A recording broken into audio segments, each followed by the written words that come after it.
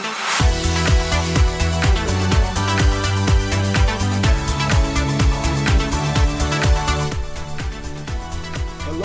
welcome to another edition of the Lassiter podcast, the podcast where I talk about anything in the world of entertainment, movies, TV, music, pop culture, you name it. I'm your host, Bradford Lassiter, and if you're listening, thank you so much for listening. And if you like this episode, hit the like button. If you like the show as a whole, like, share, subscribe, and share with all your friends. Now, for this episode, recently, the latest Transformers film, Transformers Last Night, which was just in theaters back in June, it now hit Blu-ray and DVD. And for this episode, I wanted to talk about the Transformers franchise as a whole and Michael Bay. And for my guest today, I have with me, he is an old friend of mine from school. He works with Univision, an Emmy winner, Wil Rodriquiz, or Wilford Rodriguez. Say, how you feeling? Hey, I'm doing all right, just staying positive, especially with everything that happened in Puerto Rico. I'm over here just, looking ahead. Yeah. But I'm doing all right. How about you? I'm doing good, yeah, definitely. And yeah, with everything happening in Puerto Rico, please give your biggest condolences and do what you can. And yeah, they're gonna need it right now. So, Thank you. Yeah. Mm-hmm. And so yeah, for this episode, we're gonna talk about the Transformers franchise as a whole and Michael Bay. And one of the other reasons why I have Will with me here today is because he is probably the biggest Transformers fan I know and the biggest Michael Bay fan that I know. So. And I just wanted to get his thoughts on Michael Bay and the Transformers franchise as a whole and the latest film. And I'll also pretty much give my 2 cents on Michael Bay or whatever. But for me personally, I'm not a Michael Bay hater. I like a good portion of his films. I like the Bad Boys films. I liked Painted Gain. I like 13 Hours. What else has he done? Well, the only 3... Armageddon. Friggin' The Rock. Yeah. The Island. Yeah, well, that's the thing. There's only 3 films of Michael Bay I have yet to see, and that is The Rock, Armageddon, and The Island. Wow, those are classics. Yeah, I know.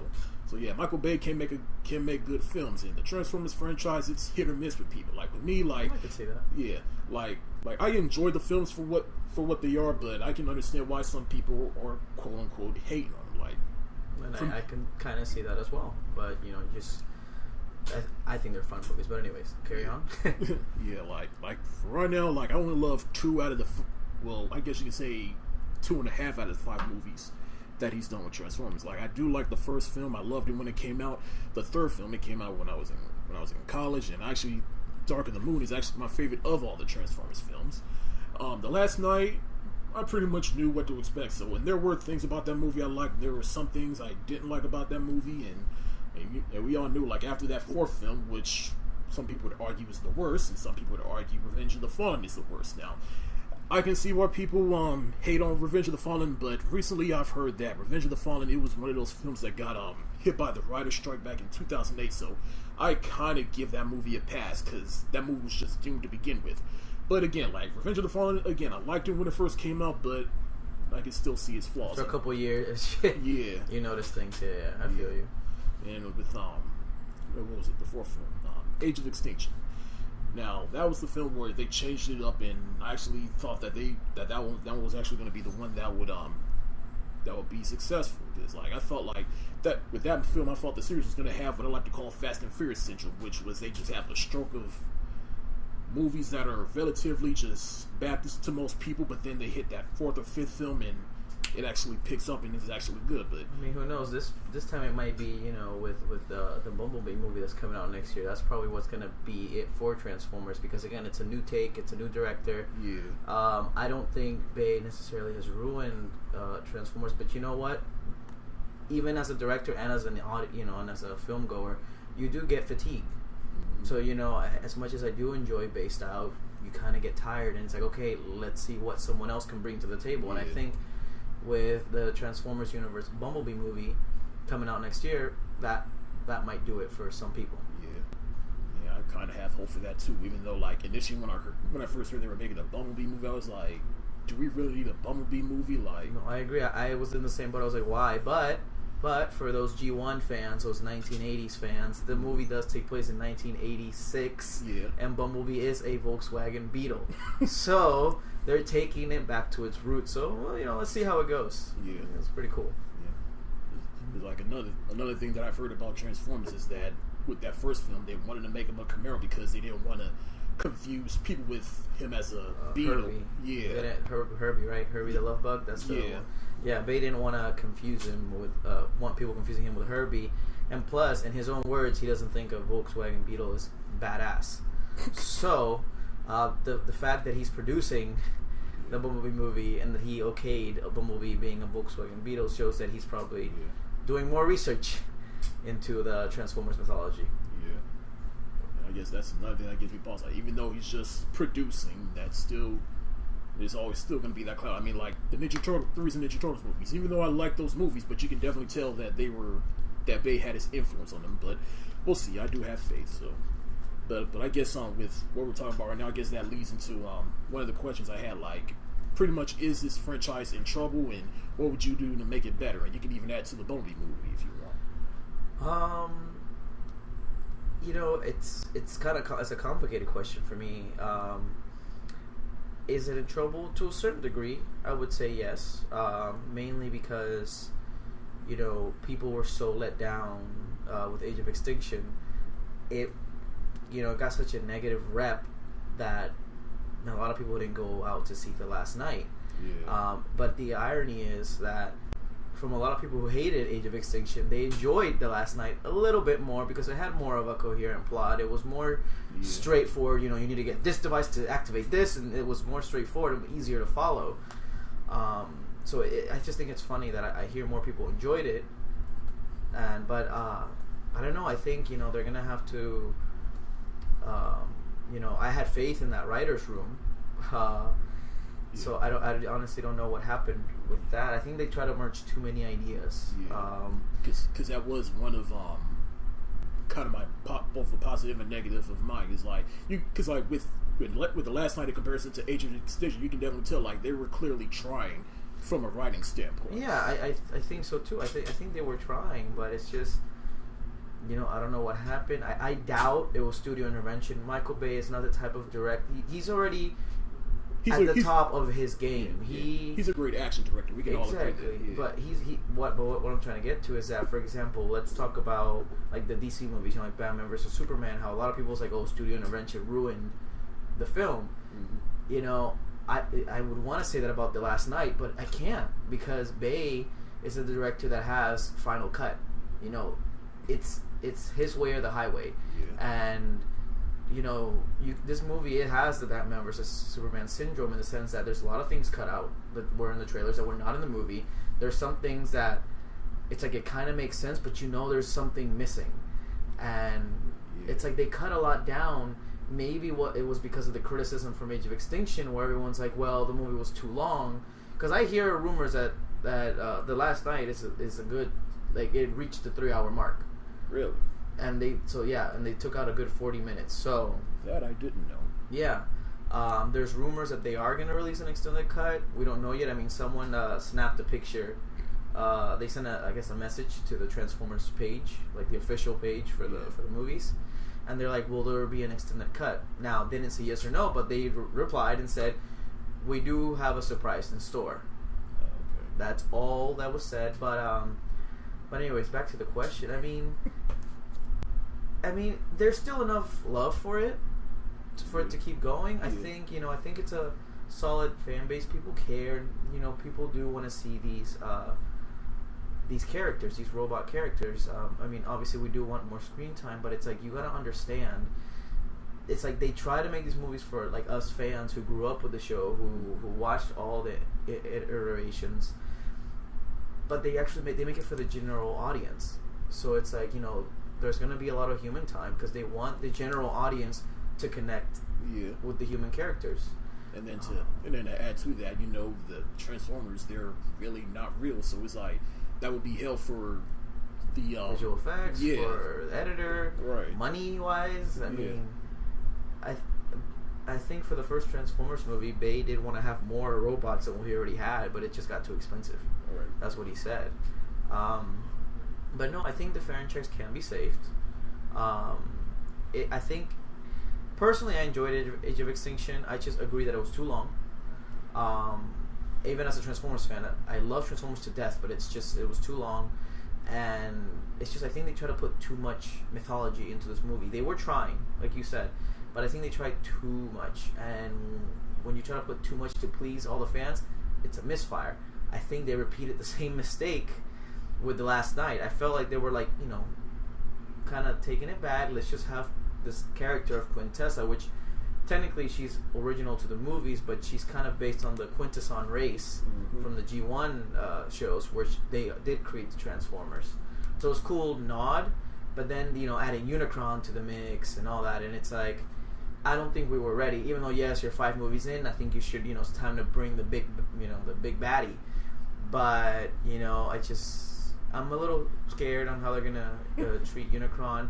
Granted, if you're a fan and you saw The Last Night and you've seen Transformers, like all the iterations, from the little cartoons and everything, I do like the direction they're going with the movies. Though it means they're paying attention to the source material. A lot of people, might complain, well, no, Unicron's a planet that eats other planets. True, but in the show Transformers Prime, Unicron is Earth, so they're following that specific series. But anyways, I keep deviating with all this information. But back to the thing, I think the movies can be saved. Bumblebee is a good, I think it's a fresh take on the franchise. I mean, it's a prequel. You can never go wrong with prequels. I mean, and the fact that they have a different director for the Bumblebee is a relative step in the right direction. It's the director of Kubo and the Two Strings, so it's like, all right, cool. But I think I guess you wanted to know is what could save the franchise. Honestly, I would give them a solid 2 more movies and then reboot. I think, you already introduced Unicron.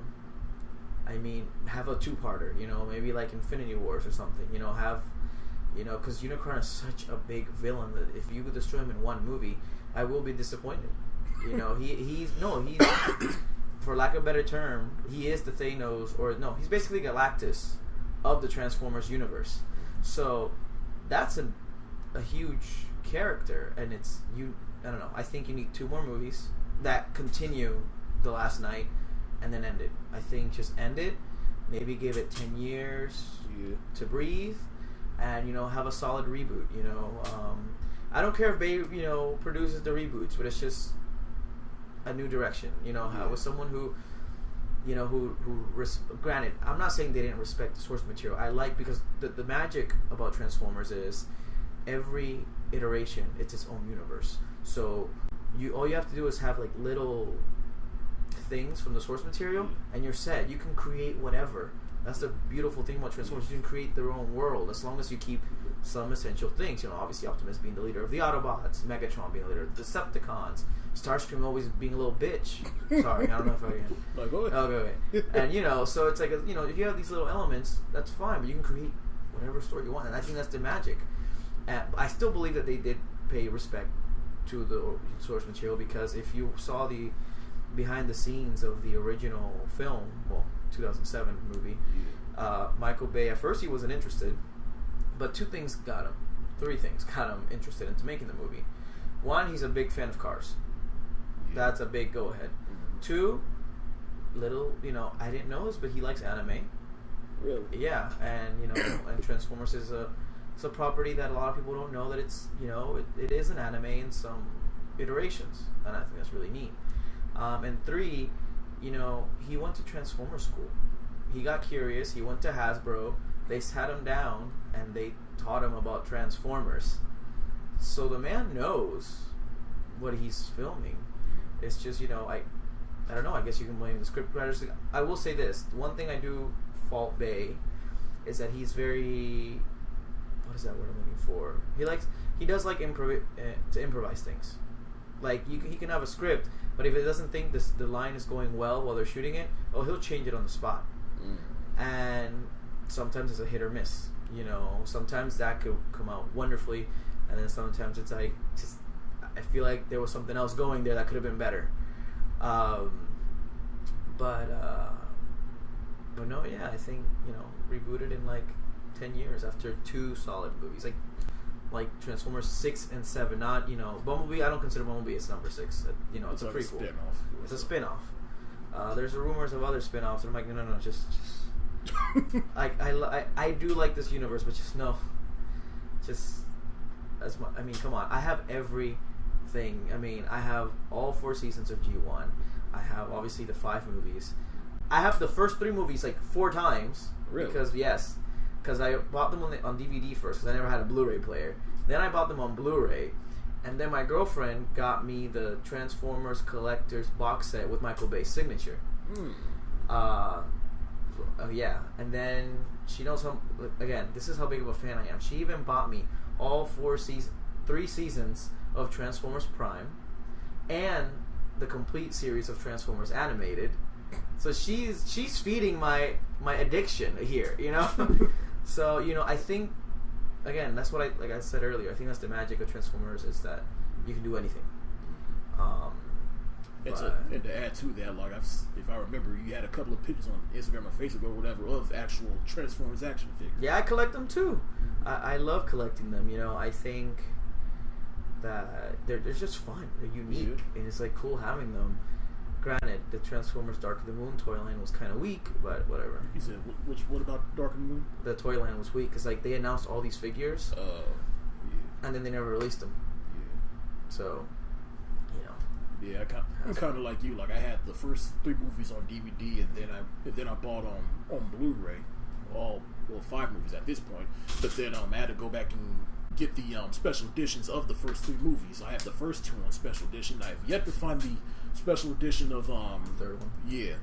Now with a question, now that you have the special editions, it's easy to criticize these movies. I don't blame anyone. Mm-hmm. But when you see the behind the scenes.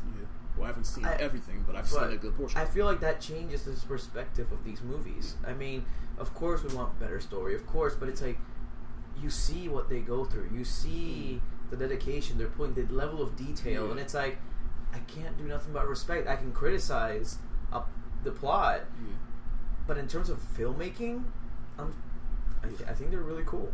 Yeah, that's one thing I will give Michael Bay. He is a very hands-on director. So yeah.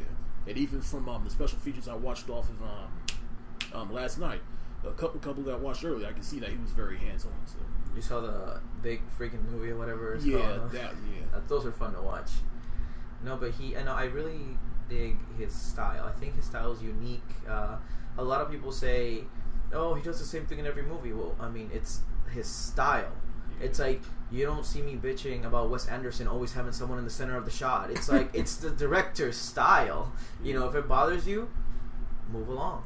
Find another movie to watch. Don't ruin it for the people who do like a style, Well, I don't think anyone's really necessarily criticizing his style. I think it's just the material he's given to make. Like with Transformers, like, again, hit or miss, or like if you get him something like Pain Again, like regardless how I feel about the movie, the fact that like my only criticism about Pain Again is that it was based on a true story and people actually died and he just treated it as a dark comedy. But other than that, I think Pain Again is one of his best films in years, and even 13 Hours, which we all know that Michael Bay, he loves and respects the U.S. military. So I think it's just really... I think 13 Hours is his best. I'll be honest with you, as much as I love Bay, I don't think he's going to top that movie. Really? Yes. I really do feel that way. I love Michael Bay, but he's not going to top 13 Hours. I mean, who knows? He might. He is working on a, believe it or not, a documentary about elephant poaching. The guy has a heart. Maybe that's why I also respect him. It's like, he's not this Hollywood socialite, whatever, that just makes movies for money, which is debatable with the Transformers movies, but he does care. And, I mean, the guy was at top of his class in film school. I mean, the guy knows what he's doing. But anyways, back to the thing. The guy, he's a guy with a heart. He cares, and he might not show it on set because he can be quite a dick on set, but off set, the dude's like, Like again, I was watching the One More Freaking Movie thing, and people were laughing and having a good time or whatever. And he was even hands up with the kids at the beginning of the new movie. So, So he's good. He likes it. He even though he's very strict, it's also fun. It's a strict but fun set, if that makes sense. I mean, with a movie on that big a scale, you got to be strict in certain aspects. So, like Shia LaBeouf says, you have to be General Patton on these sets. You have to be General Patton. That's why I guess Megan Fox called him Hitler. Well, that's why she got fired by Steven Spielberg. He did not like that, and everyone says it was Bay, but it was Spielberg. The way you know is because Bay hired her back for TMNT. I mean, So, but no, but I guess back to. See, I know so much about Transformers and stuff, but I just talk and talk and talk. And that's why I have you here. This is why I have for this conversation. But to go back to 13 Hours real quick, I will say after watching that movie, I think if they were to make an adaptation of the Call of Duty video games, he has to do it. Honestly, if there was 2 video games that I think Bay should direct, and I think sure they might get negative reviews, and not because it's Bay or anything. It's just video game movies. They tend to be fun, but not good critically. Yeah. But if a Call of Duty movie, Call of Duty screams Bay. Right. It's just a little facts. They copy his movies every game. Really? If you notice, yes. Yeah. I started noticing. I think it was in Modern Warfare 2. The way the camera follows the soldier when he's running out, I think it's at the White House, and he's moving the flares. It's almost identical to what Nicolas Cage did. Oh, you didn't see it, but Nicolas Cage does it in The Rock. And I'm like, all right, whatever. Then I think it's in Modern Warfare 3. They have the flight suit sequence, like in Dark of the Moon. Yeah. I think it's in Black Ops 2 or I forgot what Call of Duty game it was. They have a tilting building sequence, like in Dark of the Moon. Yeah. And also in Modern Warfare 3, they had the Osprey, like invasion into the city, like Dark of the Moon. Yeah. And so it's like these people love his movies. They know action sells, and it's like, I'm sorry, as much as I like the guy, again, I criticize him because and I'm using this term loosely, because I know he has a style and he's unique. But the reason I say he's a basic director is what I mean by that is that he is only as good as his script. If he gets a bad script, he's going to make a bad movie. If he gets a good script, he's going to make a good movie. These have been displayed with, like you said, Pain and Gain. You can argue with Bad Boys 1, 13 Hours.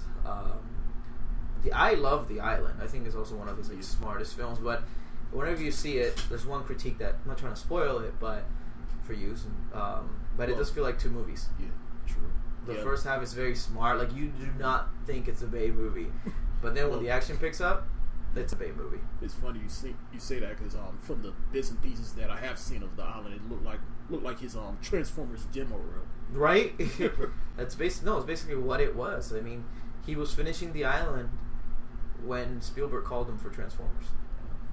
So I think I can agree with you that The Island was his demo reel for Transformers.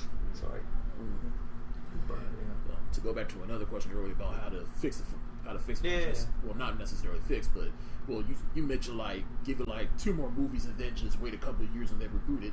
Like one thing I have in mind is how would you feel if they made a Transformers movie that was set entirely on Cybertron?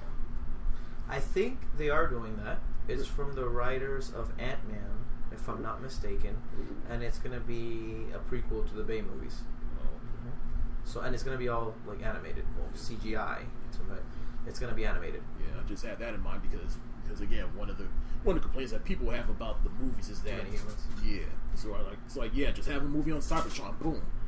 Well, it's a rumor, and it's one of the things that started out with the writers' room. But I think that's going to come after Transformers 6. Now, who is going to direct Transformers 6? Wait, you know what? Who knows? Maybe these directors will save the franchise more, and they can probably keep going for a solid 5 more movies. Granted, again, they introduced Unicron. There are other big villains in the universe, in the Transformers universe, but you introduce Unicron. He's basically Satan. It's just do those 2 movies and end it, and then like I said, wait 10 years and give it a solid reboot. Like matter of fact, what directors would you want to put in the franchise? Like for me, I would say only 2 come to mind. One, Matthew Vaughn and J.J. Abrams. Matthew Vaughn, he made great films with Kick-Ass and Kingsman, and he pretty much gave CPR to the X-Men franchise. And J.J. Abrams, he gave CPR to not just 1, but 2 sci-fi franchises. Oh yeah. Well, believe it or not, I'm thinking of Neil Blomkamp. Ooh. Reason being is because it's funny that everyone this is what I'm gonna get slightly sidetracked here. Go ahead. The critics are basically biased on Bay, and here's why. Obviously, he'll do something, they dog on him, right? The critics will bash him. Neil Blomkamp has stated in interviews that Michael Bay is an inspiration for his work. It's like, it's insane, you know, and he gets jerked off by by critics. They love his movies. I mean, people talk, I guess Elysium was okay, but it was still a positive reviewed movie. Yeah, I like Elysium though. Yeah, me too. I love the 3 movies he's done. I think they're great, but I think he has the perfect eye for a Transformers movie. The action would be different, but it still, could still, I think it could still fit in that level, level of realism that Bay has created in the Transformers universe. So I mean, I like your picks. I can definitely see that. But yeah, I'm gonna go with Neil Blomkamp. I think he can save this franchise, and with Unicron being part of the Earth, I feel like, you know, if you look at Neil's past movies, it's mechanical and organic. Yeah, and it's all mixed. And I think it's just, with Unicron being part of Earth, I think it's the perfect mix. Yeah. And all 3 of them were original. Mm-hmm. Yeah. So, you know, I go with him. Yeah. Plus, he's in need of a project. I mean, he's been doing short films. Yeah, and he was supposed to make Alien 5. Yeah, but that didn't happen. So. And I think the thing is, like, yeah, he made 3 original films, but I think it's like we need to see him with someone else's property, and I think Transformers would probably be good for him. So yeah, I think so. So I mean, we'll see. I mean, maybe we should start a petition. But no, yeah, to carry the torch, I would say him. How do you feel about the human characters in the Transformers movies? Like, with me, like, I love Shia LaBeouf in the first 3 movies, and I can understand why he left those, but I really miss and I want to back in Mark Wahlberg, while he's fine with what he's done, but he's no Shia LaBeouf. And one thing that we all know that he does in his movies is, quote unquote, objectify women, and to me that still got like a sore thumb in the newest movie, because it's like you can clearly tell he was trying to, well, I don't know how you feel about that, but to me it felt like he was trying to pander me. Like, I felt like with that movie, it was like I want to objectify women in my movies, but we live in a progressive world, so here, let's have this I mean, the little girl, and then the Laura Haddock character, or it's all like, yeah, Star-Lord's mom. I mean, I think it's debatable, in my opinion. I mean, yes, in, you know, earlier movies he does, you know, I mean, it's the time that those movies came out in, you know. I think he's been, you know, moving, you know, he's been not doing it as much. I mean, I didn't think Transformers Age of Extinction did it too much. I mean, yeah, you had like 1 or 2 creepy jokes here, but I think he was pretty tame in that movie. Obviously, with 13 Hours, there is no, you know, so it's a true story, so you're not gonna do anything like that.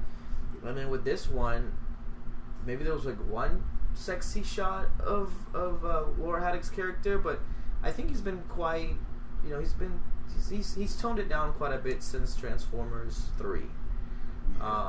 Pain and Gain is different again. That movie's set in the 90s, so you're gonna have to have these hot babes, and again, it's rated R, and about drugs. And, it was kind of necessary. Exactly.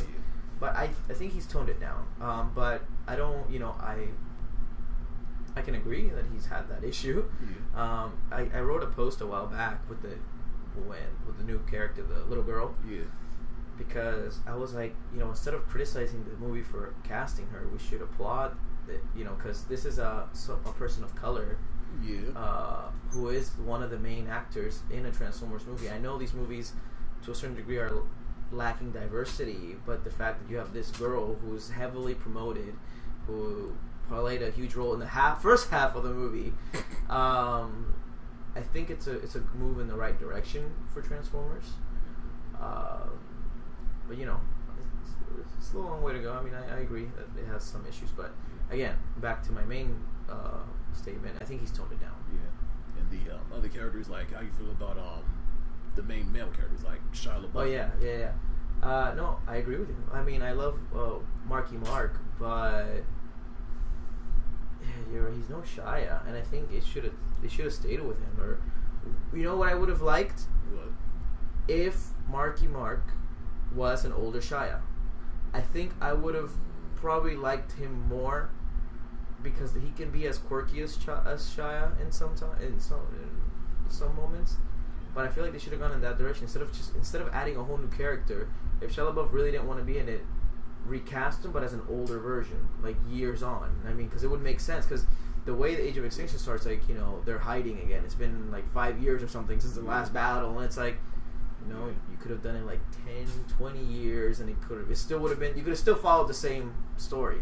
If it was 2014 when the Age of Extinction was coming out, I would disagree with you, but now I would kind of accept that, because like the only reason I would disagree with you because it's like there's too much of a difference between like scrawny Shia LaBeouf and bulked up Mark work out. Yeah, Mark Wahlberg, and just seeing Shia LaBeouf now, he has bulked up a little bit, so I guess that would kind of work. So, but you know, he I don't know. That's I feel okay. I will say I am a minority. I did enjoy Rosie Huntington-Whiteley. Yeah, I really did.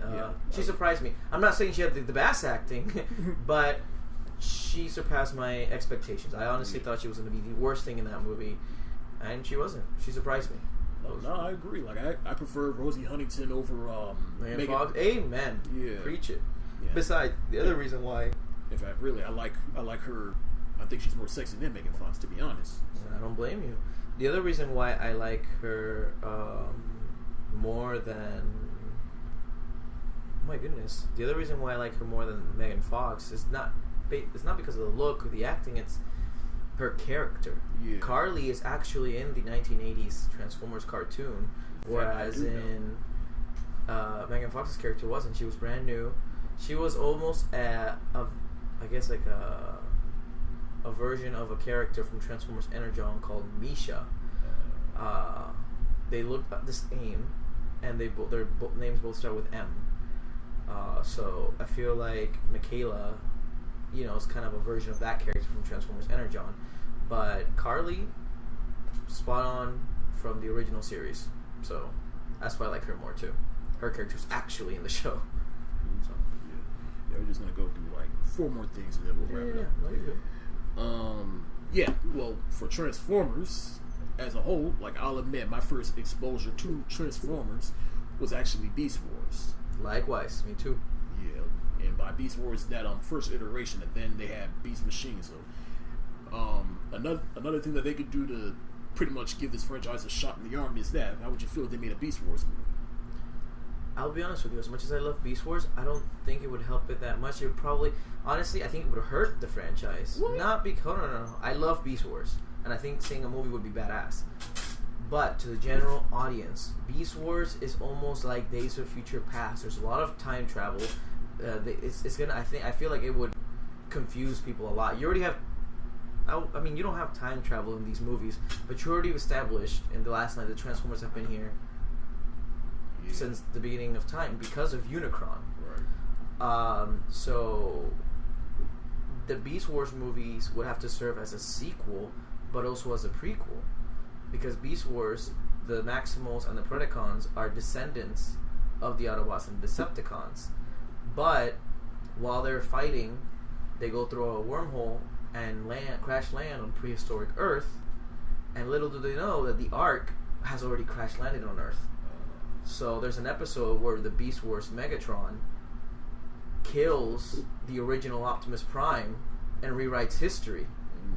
But then obviously they fix it later on. Obviously, you know, it shows Ark. But yeah, like he finds the Ark and you see Optimus there in hibernation, and Megatron, the Beast Wars Megatron, kills him. So it's like, again, it's cool. Yeah, I would love to see it, but I feel like it's too much information for the general like moviegoer. I think it's too much. That's why the DC movies get a lot of bad rep too, because they're putting so much information that only we, the fans of the comics, know. The general audience, they get confused. That's why I think Marvel has the upper hand, because they kind of dumb down their movies so regular people can, you know, enjoy them and understand them. I'm not saying that's a bad thing. I'm just saying that, you know, that's the issue that a Beast Wars movie would bring to the Transformers universe. Let's see, what was the other thing? The mythology. Yeah, like you know, you are a big fan of Transformers. With all the mythology, you even told me, like, what do you think of the mythology they've pretty much put it this way. Like earlier, I was watching this video explaining all the timelines of all the movies, and like just watching them, like, oh wow, and like some of the mythology they have in the movies, it kind of altered real history a little bit. So like what are your thoughts on that? On the altering of history? Yeah, and like what history? Like Transformers history or like human history? Well, both. Yeah. I think it's unique. You can tell they sat down and thought about this a lot. And now even watching the behind the scenes, it even made me realize that they did, because they went down the history of Merlin and King Arthur, and they try to actually connect it to the quote unquote real mythology, and it's like they do their research, and it's really cool. And I don't know, I think it's unique. That's really how I feel about it. I think it's cool how they rewrite the history.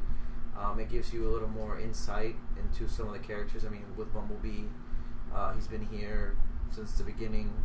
I mean, I do wish we knew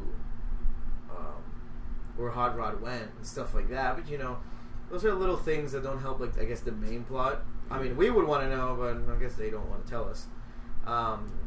So yeah, I think the Transformers in human and the change of the human history is really unique. I also I do like the mythology that was created in this universe too, like you were asking. Mainly because, like I said earlier, the Transformers franchise as a whole, not just the movies, I'm talking about like the games, the comics, the movies, the anime, whatever. Again, each iteration is its own universe. Again, all you need is a couple little things, and then you can create your world around you. And I think that's really cool. I mean, what I like about the movies is that, again, this is never always a good thing. Sometimes it can hurt a movie, but they do try to please a lot of people from different universes. I don't know if you saw the concept art, but Optimus Primal, or a version of Optimus Primal from Beast Wars, was going to be in The Last Knight. Really? Yeah. And it's like a legit concept art. Like, it's not fake, like a random person on the internet drew it. No, it's a guy who actually worked on the film and drew concept, and it's basically like this mechanical gorilla, and his head sculpt is almost out of like an Optimus Prime head sculpt. So again, I think that's too much, because they're trying to put too many things from different Transformer universes to make this their own. I feel like I like that they do have originality in this universe, but again, you notice the nods to every other series, if that makes sense. Was going to pretty much talk more about Michael Bay, but I think we've pretty much covered him. So, well, as far as his filmography goes, like again, like he's here to miss, and I do like a good portion of his movies. Like again, like Bad Boys 1, it was good.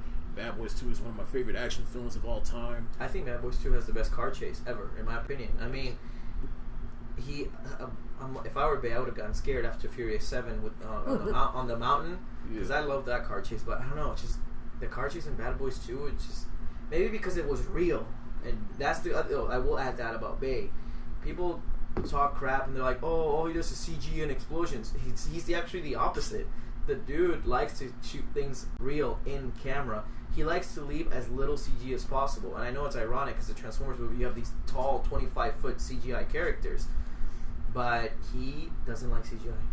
Really? He does not. So he leaves it for the last. He'll try to get as much as he can on camera, and then add in CGI later. So if you see like a shot with the explosions, he will have real explosions on set. They're not fake. He actually has actors like 5 feet away from them running from the explosions. So he likes to shoot real, and I think that's another reason why I admire him. And with his other films, I already mentioned earlier, I've yet to see The Rock, Armageddon, and The Island. Pearl Harbor, like, only reason I saw that movie is because I took a history class when I was in high school, and they showed that film, and I think it's a hit or miss. Yeah, I enjoyed it. I think it has good elements, but I think adding that love triangle was unnecessary. Yeah, like I think one thing everybody says about that is like Michael Bay saw Titanic and said, "I want that." Basically, I agree. That's Bay's Titanic, just not as critically acclaimed. Yeah. And then his more recent films outside of Transformers, which is Michael Bay, I already mentioned. I mean, not Michael Bay. Pain and Gain. I already mentioned that earlier. I liked that film, despite I felt like it was a little disrespectful towards the real story, but I still enjoyed it for what it was. And then 13 Hours, like I said, is probably the closest thing we'll ever get to a Call of Duty movie. So, no, and I don't know. I love 13 Hours mainly before its realism, and I gotta give Michael Bay props for not making it political. Yeah. You know, everyone talked about, oh, this movie made me vote for Trump. Oh, can't believe Hillary. I'm like, that's on you. The movie never said anything about Hillary. They never, again, the movie Bay, he couldn't stress it enough. He was never attempting to politicize the event. He just wanted to show the stories of those soldiers down there, and I think he did a good job at capturing that and the realism. And if you look at pictures of the real embassy in Benghazi and the set, it's spot on. I mean, the guy, it's horrific. It's crazy how the accuracy in this film. I mean, he had the survivors on set with him, so I think it was really cool. And the fact that the survivors look like the actual, the actors look like the survivors, I think was really cool. So that was one of his most, I guess, respectful movies. And then last thing we're going to do to pretty much wrap this up is, like I said in my last episode, I like to end the episode with a fun question. Well, for this question, like I said, we're going to pretty much rank all the Transformers from best to worst. And for me, like I said earlier, Dark of the Moon is my favorite of them, because I feel like, while I liked the first film, but I felt like with the first film, he didn't go the distance with that movie that he was able to go with in Dark of the Moon. And again, Rose Melody Whitley, I think she was better than Megan Fox, and I felt like it was a little bit more action in that film that I actually enjoyed. Mm-hmm. So yeah, it's Dark of the Moon for me than the first film, because just for nostalgic reasons, I love the first film. Then The Last Night, it was hit or miss with me, because I think for Last Night I enjoyed the second half more than the first half, and most of the criticism I had with that one, I feel like they kind of underused the little girl in the movie. Some of the humor didn't actually land, more particularly in the junkyard, but then everything else after that, it kind of picked up for me, and I could see where they were kind of go with it. And again, the writers, they were clearly trying with this film, and there was even a little part in the film where we hear let me get your thoughts on that. Well, there's a part in the film where when Quintessa, she brainwashed Optimus Prime, and now he's all cuckoo for Cocoa Puffs. And then what some people were calling the Martha of this film was Bumblebee speaking, and then Optimus Prime snapped out of it. I'll admit, I'll agree that it is kind of a bit Martha-ish, but I find myself rewinding that back because the dialogue, because what Bumblebee said is what saved that part for me, when he was like, I am Bumblebee, Optimus, I'm your oldest friend, I'd lay down my life for you. So it's like that kind of hit an emotional stroke for me a little bit. I mean, yes and no. The thing is, I never had a problem with the Martha scene. It's just you got to understand Batman's character. Yeah. Well, I never had. Anyways. Well, I will say, I didn't necessarily have a problem with the Martha scene, but it is a little bit ridiculous. But then actually hearing how people interpreted it, I kind of appreciate it. Oh yeah. So. Now, with the Bumblebee, changing Optimus back to normal, I do agree with you. The line is powerful, but I feel like he should have struggled a little more. Maybe he should have he should have struggled to speak as they were fighting. I feel like that would have built up the tension. Like, what's Bumblebee trying to do? What's he doing? And then when he spoke, then it really would have come as a shock. That's what he was trying to do. Oh my goodness, he was trying to talk to make Optimus listen. And then even when he spoke, Optimus wouldn't change right away. Yeah. It will still take a little time, but I think that it was too quick. Yeah. But I do like the dialogue. I mean, that was a good line. And then another thing that also brought to attention, wait a minute. Fast forward 4 movies before, I wish to stay with the boy. Wait a minute. I feel like that was a radio now at this point. Okay. Yeah. And so Last Night is hit or miss with me, so I have that at number 3. And then the 2 worst ones, Revenge of the Fallen, I have that at number 4 for me, because again, despite my problems with that film, just because I remember I saw that back in high school, and my personal experience with that film, I did enjoy it when it first came out, but then as time went by and knowing information about the movie, it was hit by the writers' strike, so it was just I kind of give that movie a pass, and so. I mean, I give the movie a pass, but I still have it as last. Yeah. And then the 4th film, as much as a big attempt as they were trying, but yeah, it's just my least favorite. One, because it was too long. It had too much product placement, and just. This one didn't have any, really. I mean, this one they toned it down. Yeah. I guess for me, I agree. Dark of the Moon is the best Then it's the first film. Then it's Age of Extinction, actually, for me, mainly because of a nerd factor of all the references and what they were trying to do to build this universe. Then it's The Last Night, and then it's Revenge of the Fallen. Okay. Oh, another film I forgot to mention. The original animated film that came out in the 80s, which I recently Oh, you saw it for the first time recently? Yeah, it was last year, and I enjoyed it. But just watching that, I'm like, how can you criticize the Transformers for being dumb, fun action films when you got this animated film, which was nothing but done? I know. So it's I agree with you. As a fan, I scratch my head all the time. Granted, I know the Bay movies aren't perfect. I get that, but neither was G1. Right. I'm sorry. Like, maybe you can joke around and say, well, maybe the movies are paying tribute to G1. Maybe that's why they have all these errors in the movie and all that stuff. But I don't know. To me, it's the Transformers fan base is hectic. You know, every other fan base, every fan base has their moments where people argue. But hey, in Transformers, you cannot get along. Right. It's like a select few of us where we're like, we respect the past and we embrace the future. And it's fine if you like the original shows more. That's fine. But it's just like, you gotta be thankful what the movies did. The movies gave life back to Transformers. If it wasn't for the movies, we wouldn't have Transformers animated. We wouldn't have Transformers Prime. We wouldn't have the Transformers video games, Fall of Cybertron and War for Cybertron. We wouldn't have... The movies re-energized the franchise. The franchise was dead. Yeah. After Transformers Cybertron, the last anime series, that franchise was dead. That they aired that at 6 in the morning. That's no one watches it. How do you air a kids show at 6 in the morning? No kid's gonna be awake. Right. So the franchise was dead. So I'm thankful for the movies, even with the little issues that I have with them. It's like for better or worse, they brought it back in the public conscience. Exactly, and yeah, basically that's it. And that's why I love them. Yeah. I mean, again, they're my guilty pleasures. I love to watch them. I mean, I'll criticize them as much as the next person, but I don't think they're as bad. People over here saying they're the worst movies. I'm like, then clearly you haven't seen Dragon Ball Evolution. Clearly you haven't seen The Room. Right. Clearly, it's like... Yeah, like I'll admit that there are worse films than the Transformers films. I'll definitely agree to that. They're just fun movies. Yeah. And if you don't like them, that's fine. Move along. There's so many movies that I hate. Actually, no, there isn't. Hate is such a strong word. It takes a lot for me to say I hate a movie. But there's a lot of movies that I guess don't enjoy as much as the general public. And I don't make a case about it. I just move along. If it makes money, good for the movie. If it doesn't, damn, that sucks. But why can't people just move along? It's like, people are so angry with the Transformers. Like, it's like, that was that one phrase that I hate. So, it ruined my childhood. Yeah. That's such a bullshit phrase, because it's like, how did it ruin your childhood? If you pop in that original movie, it's still the same. I get that. Yeah. So I don't know. I think. But I think some people's logic in that is like they have that original which they love, and then they get a sequel or remake or whatever.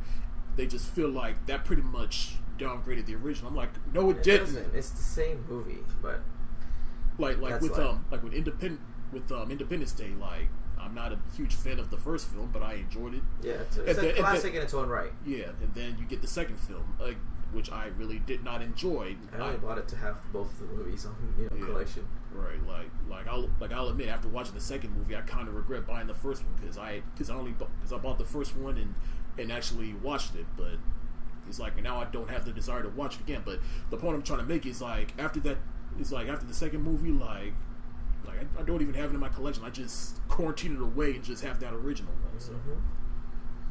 Well, that's life, No, movies can't, you can't please everyone. It's a sad truth. Yep. That is it for this episode. I'm gonna thank you so much for joining me on this episode. Thank you, man. It's always fun. Yeah.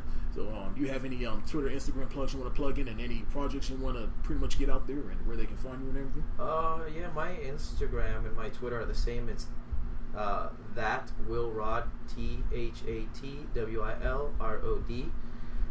That's my Instagram and Twitter. I use more Instagram. It's been a while because, again, with the situation that's going on. But yes, that's where I keep people posted. I just released my first short from college, An Evil Mind. I just released it on Vimeo. Right now I'm in development of 2 short films.